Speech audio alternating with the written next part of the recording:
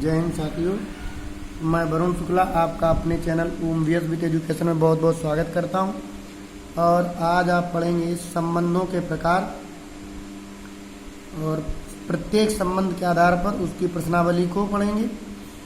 संबंध के प्रकार पहला है सममित संबंध। जो संबंध x का y में हो और वही संबंध y का x में हो तो संबंध सममित संबंध कहलाता है। जैसे x का जो संबंध y से है, यदि वही y का संबंध x से हो जाए, अर्थात x, y belongs to a, x, y का जो संबंध r से हो, जो संबंध r हो, वही y और x बिलोंग्स टू r, तो ऐसा संबंध सममित संबंध कहलाता है। एक बार पुनः समझें, जो संबंध x का y से और वही संबंध यदि y का x में भी हो तो वो सममित संबंध कहलाता है। जैसे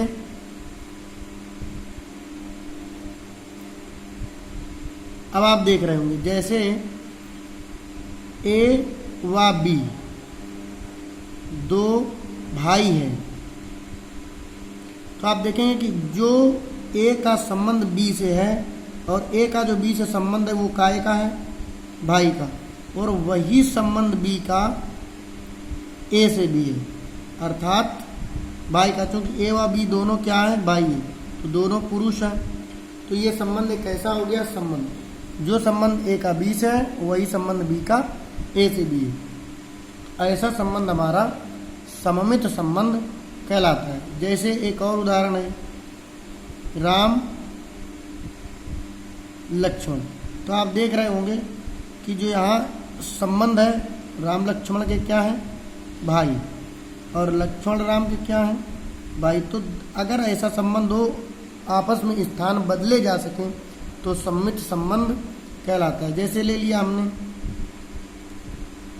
1, 1, तो आप देख रहे हैं कि जो 1 का 1 से संबंध है वही 1 का 1 से संबंध, तो ये कैसा संबंध हो गया, सममित संबंध हो गया।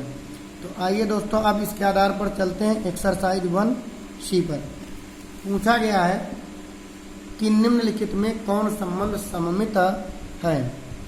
तो आप पहला देख रहे हैं, सवाल है कि परिवार के सदस्यों का समुच्चय। तो साथियों पहला सवाल है कि परिवार के सदस्यों का समुच्चय। अब आप देख लीजिए, हमने माना परिवार के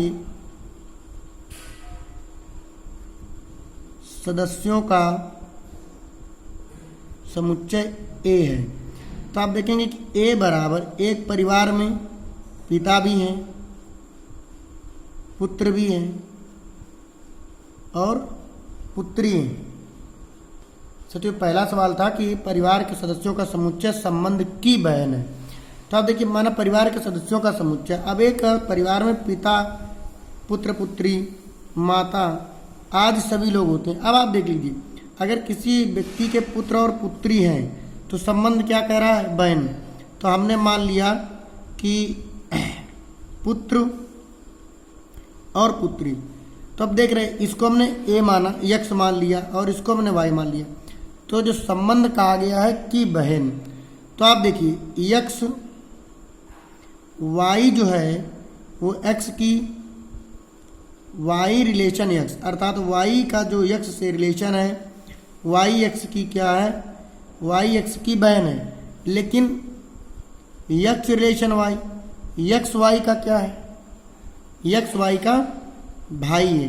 तो अगर कहा जाए जैसे बहन है, तो अगर बहन का संबंध साथियों तब हो सकता था जैसे जैसे x व y, अगर ये दोनों लड़की हैं, तो ये दोनों बहन हो सकती हैं। तो x का संबंध जो y से है वही y का संबंध x से होगा। लेकिन वो ये बता रहा है कि केवल बहन है, तो भाई की भी बहन हो सकती है, इसलिए ये संबंध सममित नहीं है, सममित नहीं है। अब आ जाते हैं दूसरा सवाल। दिया गया है कि समतल में स्थित सरल रेखाओं में समांतर संबंध। अब संबंध जो है साथियों वो समांतर का है। मान लीजिए एक ये रेखा है, ये भी समांतर है, ए बी हो गई, ये पी की हो गई। अब ये दोनों रेखाएं समांतर हैं, तो आप देखिएगा अगर मान लें कि ये x है और ये y है, ये और ये कैसी हैं, समांतर है, तो जो x का संबंध y से है, अब x का y से संबंध क्या है, x का y से संबंध है कि ये दो x y के समांतर है। तो जब x y के समांतर है और y रिलेशन x की क्या है, संबंध कहता है कि समतल में स्थित सरल रेखाओं में समांतर संबंध, यानी समतल में जो रेखाएं हैं वो सब समांतर हैं। तो जब x y के समांतर है तो साथियों y भी x के समांतर होगी। अतः यह संबंध लिख सकते हैं x रिलेशन y और y रिलेशन x, अर्थात x comma y belongs to r और y comma x belongs to r। ये संबंध सममित है। इसके बाद तीसरा सवाल, समतल में स्थित त्रिभुजों में सर्वांगसम संबंध। अब समतल में स्थित त्रिभुज हैं, मान लीजिए एक त्रिभुज ये और एक त्रिभुज ये हो गया, ये त्रिभुज हो गया A B C P Q R K L M. तो सवाल में संबंध क्या है, सर्वांगसम संबंध। तो सर्वांगसम साथियों होता है जिसकी भुजाएं सभी बराबर होती हैं। तो अब देख रहे अगर इसकी भुजा इसके बराबर है, ए और बी की भुजाएं बराबर हैं, एक ये त्रिभुज है ए बी सी, यदि त्रिभुज ए बी सी सर्वांगसम है त्रिभुज पी क्यू आर की, अर्थात त्रिभुज ए बी सी की भुजाएं इसकी भुजाएं बराबर हैं, तो मान लेते कि ये x है और ये y। अब देखिए x और y में क्या संबंध है, x y के सर्वांगसम है, तो y भी x के सर्वांगसम होगा, क्योंकि सर्वांगसम में दोनों त्रिभुजों की भुजाएं बराबर होती हैं। अतः ये भी एक संबंध कैसा हो गया साथियों, सममित है। अगला सवाल आता है, समतल में स्थित त्रिभुजों में समरूप संबंध। अब आप देख रहे हैं कि समतल में त्रिभुजों में संबंध कैसा, समरूप। अगर किसी समतल में दो त्रिभुज स्थित हैं ए बी सी और एक त्रिभुज हो गया साथियों पी क्यू आर, तो दोनों में संबंध क्या है, मान लीजिए ये x त्रिभुज है और ये y त्रिभुज है, तो x और y में संबंध क्या है, समरूप। तो जब x y के समरूप है, अर्थात समरूप क्या होता है, समरूप होता है कि त्रिभुज के सभी संगत कोण सभी भुजाएं बराबर हों। तो x का जो संबंध y से, अर्थात x y के समरूप है, तो y भी x के समरूप होगा। समरूप का मतलब होता है कि त्रिभुज की समस्त भुजाएं और कोण समान होते हैं यदि संगत कोण बराबर होते हैं। जैसे ये कोण बराबर हो, ये वाला कोण ये बराबर हो, ये कोण इसके बराबर हो, और सभी भुजाएं अनुपातिक हो तो वो समरूप होते हैं। तो x यदि y के समरूप है तो y भी x के समरूप होगा। अतः x comma y belongs to r, y comma x belongs to r, तो ये भी हमारा साथियों सममित संबंध है। अब अगला सवाल है साथियों, पूर्णांकों के लिए संबंध का वर्ग। पूर्णांक क्या होते हैं, माना पूर्णांक ए बराबर, पूर्णांक होते हैं साथियों 0 से लेकर -1 -2 -3 और 1 2 3 4 इस तरीके से। अब कह रहा है कि पूर्णांकों का संबंध क्या होना चाहिए, वर्ग। अब हम जैसे मान लीजिए हमने दो पूर्णांक ले लिए, 1 व 2, हमने मान लिया ये x और ये y।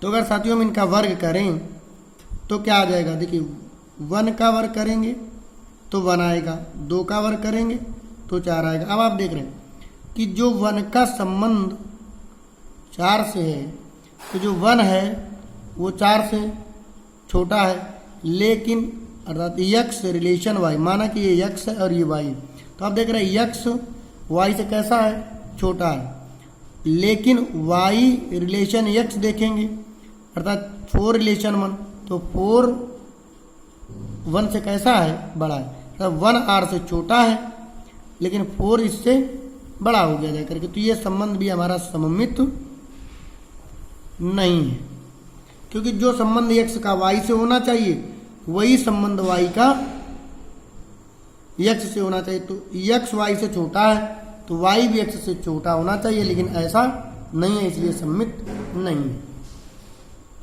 अगला सवाल है साथियों 6 नंबर, कह रहा है कि लेस देन इक्वल टू वास्तविक संख्याओं का समुच्चय।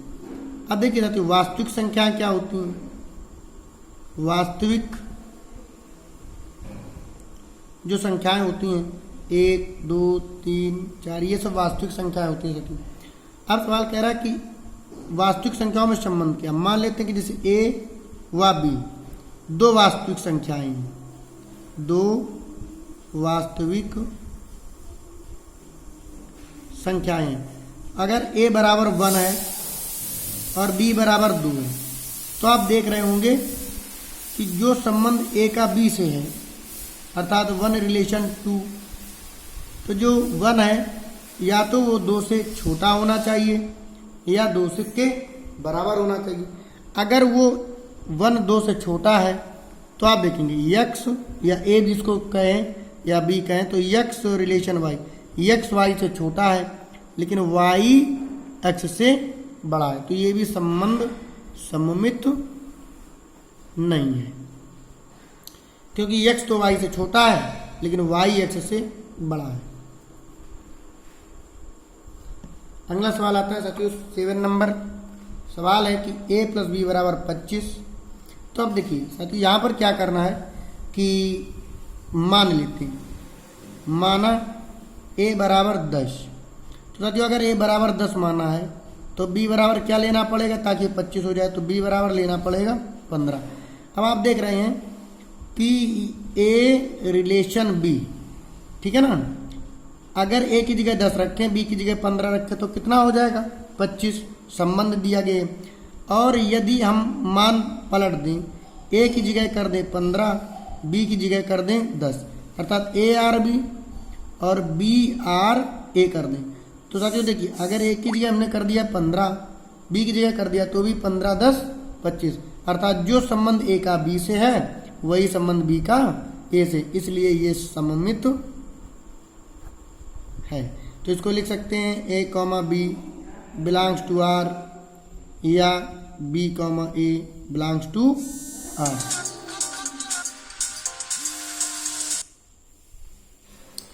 इसके बाद साथियों अगला सवाल आता है 4a + b = 25। ये संबंध दिया गया है। अब मान लेते हैं, माना a बराबर, हमने मान लिया कि a बराबर 4 और b बराबर साथियों, अब अगर a बराबर 4 रखेंगे तो 4 चौको 16, तो b की जगह क्या रखना पड़ेगा 9 रखना पड़ेगा, तो 16 9 25 हो जाएंगे। अब देखो साथियों अगर a बराबर हमने 4 रखा अर्थात a रिलेशन b, तो जब a की जगह 4 रखेंगे तो 4 चौको 16 और b की जगह 9 तो 16 9 25।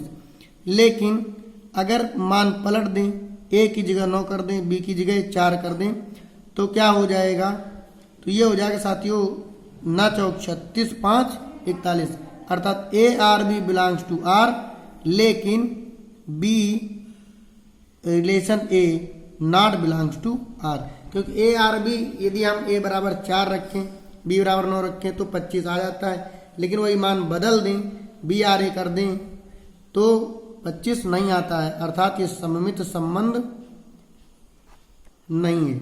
जो संबंध a का b से है लेकिन वो संबंध b का a से नहीं फॉलो कर रहा है, अर्थात ये सममित नहीं है।